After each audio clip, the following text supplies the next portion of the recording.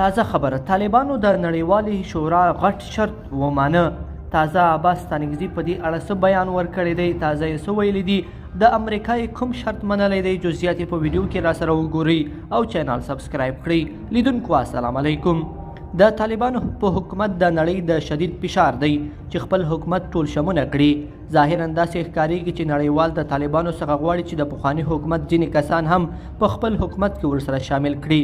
طالبانو چې تر اوسه د خپل حکومت کوم تشکیلات اعلان کړي دي په هغه کې مطلق اکثریت کسان مشران او کشران طالبان دي.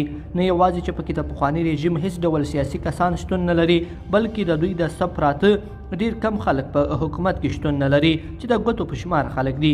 تازه اوس د طالبانو د ویان ذبیح الله مجاهد مرستیال بلال کریمي په خپل یو بیان کې ویلي دي چې دوی په دې باندې کار کوي چې پخواني حکومت ځینې سیاسیون په خپل حکومت کې ونیسي، خو دا به داسې کسان وي چې بده سابقه به نه لري او هیواد ته ژمن اشخاص به وي.